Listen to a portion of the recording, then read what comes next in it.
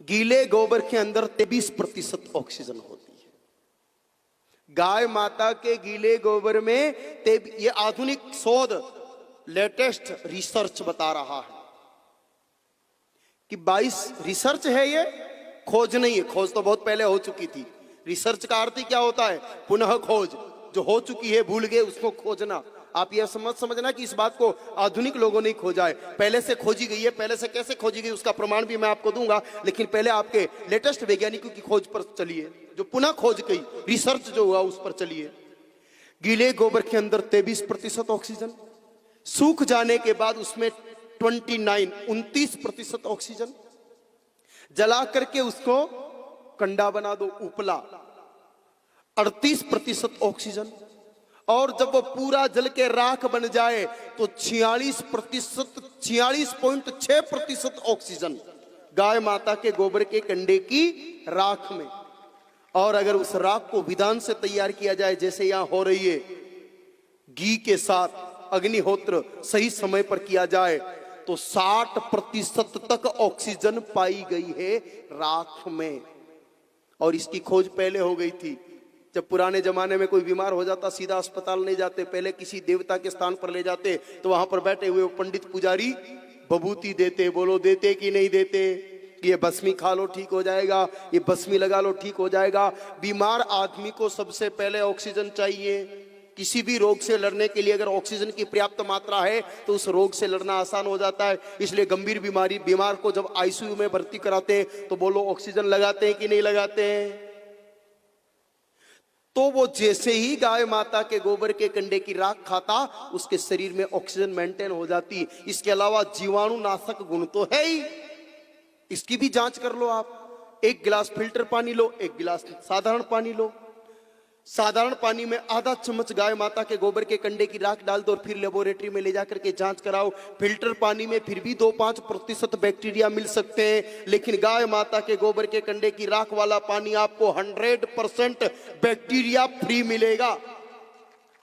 जांच करो, मेरी बात को चुपचाप मानने की आवश्यकता नहीं। आजकल बहुत लेबोरेटरियां हैं, पता लगाओ, और अगर सत्य हो तो उसको अपना करके देखो। प्राचीन प्रमाण और दूं, साधु संत शरीर पर भस्मी लगाया करते हैं, और मेरे भोले बाबा भी लगाते हैं कि नहीं लगाते हैं? बोलो, लगाते हैं। क्यों लगाते हैं? भोले बाबा को राख लगाने की क्या जरूरत? भाई कितने सुंदर भोले बाबा कि कर्पूर गौरम, कपूर जितना सुंदर गोरा रूप, फिर वो भभूति क्यों लगावे? कारण बताऊं, क्योंकि भोले बाबा कहां विराजते हैं? कैलाश पर। और कैलाश हिमालय की बहुत ऊंची चोटी है। मैं भी जाके आया, वहां ऑक्सीजन की बड़ी कमी है। तो भगवान भोले बाबा शरीर पर भस्मी लगा देते, ऑक्सीजन निकलती रहती और कमी कभी उनको महसूस होती नहीं। इसीलिए साधु संत भी भस्मी लगाते हैं, क्योंकि संत को जब साधना करनी होती है तो श्वास निश्वास की गति बहुत धीमी चाहिए, और वो धीमी गति उस राख के माध्यम से, जो गाय माता के गोबर के बनी हुई राख से प्राप्त होती रहती है। इसलिए श्वास निश्वास धीमी होकर के साधना बड़ी अच्छी होती है। गोबर की बड़ी महिमा है भाई, गोबर की राख की तो महिमा है ही, गोबर की भी बड़ी महिमा है। आप लोगों ने देखा होगा, जब कोई की मृत्यु हो जाती है ना, मृत्यु, ये तो ऑक्सीजन की बात हुई, बहुत सारी चीजें हैं। सिलिकॉन होता है लगभग 30.12% तक। कैल्शियम होता है गोबर की राख के अंदर, कैल्शियम की बड़ी आवश्यकता है आजकल लोगों को। हड्डियों का चूरा खा रहे हैं कैल्शियम की जगह, राख में कैल्शियम मिल रहा है, क्यों हड्डियों का चूरा खाए? मैग्नीशियम है, पोटेशियम है। मैग्नीशियम लगभग 2.63% है। एल्यूमिनियम है जो एसिडिटी को खत्म करता है, प्राकृतिक एल्यूमिनियम है। ये जो धातु वाला एल्यूमिनियम जो होता है वो शरीर को हानि पहुंचाता है, लेकिन गोबर के कंडे की राख के अंदर बड़ी अच्छे क्वालिटी का एल्यूमिनियम होता है जो शरीर को तकलीफ नहीं पहुंचाने देता, एसिडिटी समाप्त हो जाती है उससे। गोबर के कंडे की राख की मेरे भाई बहनों बड़ी महिमा है।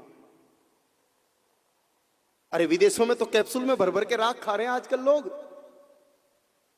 आप अगर बीमारी से बचना चाहते हो तो एक उपाय ये भी कि सुबह सुबह गाय माता के गोबर का कंडा जलाओ, 1 चम्मच घी लो, उसमें 5 दाने चावल के डाल दो, और सूर्य देवता उगते समय आप उसका हवन करके और फिर उस राख को इस्तेमाल करो। कई प्रकार की बीमारी आपकी घर में मिट जाएगी, अस्पताल जाने नहीं देगी। ये गाय माता के गोबर के कंडे की राख